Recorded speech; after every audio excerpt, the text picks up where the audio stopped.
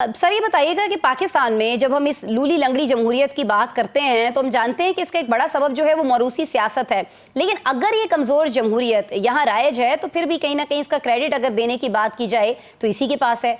बेनज़ीर भुट्टो जो सबसे बड़ी मिसाल है इसके लिए, उनकी बड़ी जिद्दोजहद रही है सर इस जमहूरियत के लिए।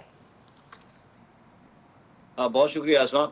देखिए आसमा, आपने बिल्कुल दुरुस्त नुक्ता उठाया है। पाकिस्तान की सबसे बड़ी सियासी बीमारी जो है वो मौरूसी सियासत ही है। पीपल्स पार्टी जो है वो भुट्टो खानदान की जागीर समझी जाती है, नून लीग शरीफ खानदान की गिर्द घूमती है। तहरीक इंसाफ भी अमलन इमरान खान और उनके करीबी हलकों तक महदूद होकर शख्स प्रस्ती की शक्ल इख्तियार कर चुकी है। दीगर पोलिटिकल जो पार्टीज हैं, JUI-FA और दीगर, सिर्फ एक जमात इस्लामी और MKM को कदरे पाकिस्तान की सियासत के अंदर एक ये उनका खासा रहा है कि वो ग्रास रूट लेवल से जो लीडर्स थे वो ऊपर लेके आए। लेकिन इसके बावजूद ये सब जमातें जमहूरियत का नारा लगाती हैं, मगर हकीकत में जमहूरी अदारों को मजबूत करने के बजाय अपनी सियासी बका और खानदानों के तसलसल पर जोर देती हैं। इसलिए मुल्क की सियासी सीमत वहीं की वहीं आपको नजर आती है। ना इदारे मजबूत हुए, ना निज़ाम शफाफ बना, ना गवर्नेंस में बेहतरी आई। नतीजा ये कि पाकिस्तान की जमहूरियत महज चेहरे बदलने का खेल बन गई है, जिसमें अवाम की जिंदगियों में बेहतरी की बजाय सिर्फ सियासी खानदानों की ताकत बढ़ती जा रही है। आपने देखा होगा बड़े बड़े कदावर जो शख्सियात हैं वो बिल्कुल नौउम्र जो लोग होते हैं, सियासी पॉलिटिकल पार्टी के जो सरबराह होते हैं, उनकी औलादों के पीछे हाथ बांधे खड़े होते हैं। हमने देखा इत्तेहाद हसन साहब को, हमने देखा इसके अलावा पाकिस्तान तहरीक इंसाफ में बड़े बड़े जो लोग थे, हमने देखा नून लीग में बड़े बड़े अच्छे इंटेलेक्चुअल लोग हैं, लेकिन वो सर झुकाए बाबलजा होशियार नगाहे रूबरू खड़े पीछे खड़े नजर आते हैं। आपको इनके अंदर ऐसी कोई चीज नजर नहीं आती।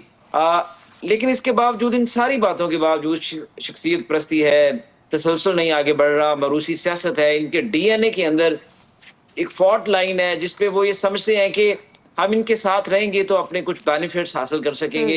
इसके बावजूद गुज़श्ता 3-4 अदवार में हमने देखा जनाब मुशर्रफ साहब की आमरीत के बाद मुल्क के अंदर जमहूरियत का एक तसलसल जो है वो बड़ा, चाहे एक दूसरे के हाथ गिरेबानों तक इनके हाथ पहुंचे, गालम गलोच है, सिस्टम है, फिर भी कहीं ना कहीं पे हमें कहीं ना कहीं पे एक जो है वो शिकवा जुल्म शब से तो कहीं बेहतर था कि अपने हिस्से का कोई चिराग जलाते जाते।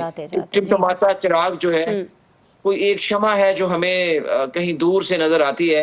चलें यही सही, लेकिन लग यूं रहा है कि जैसे जो पाकिस्तान की जमहूरियत है, इसके DNA के अंदर जो मरूसियत है ये कभी निकलने वाली नहीं है। आपने देखा होगा गुज़श्ता रोज 2 रोज कबल गंडापुर साहब की ये स्टेटमेंट जो थी, उसने बबांगे दहल उसको अलीमा खान साहबा ने भी कहा कि जी अलीमा खान साहबा जो हैं वो पाकिस्तान तहरीक इंसाफ के ऊपर कब्जा करना चाहती हैं और वो किसी खुफिया एजेंसी के साथ मिलकर ये प्लान कर रही हैं। तो ये भी इसी की आपने गंडापुर साहब की सियासत देख ली।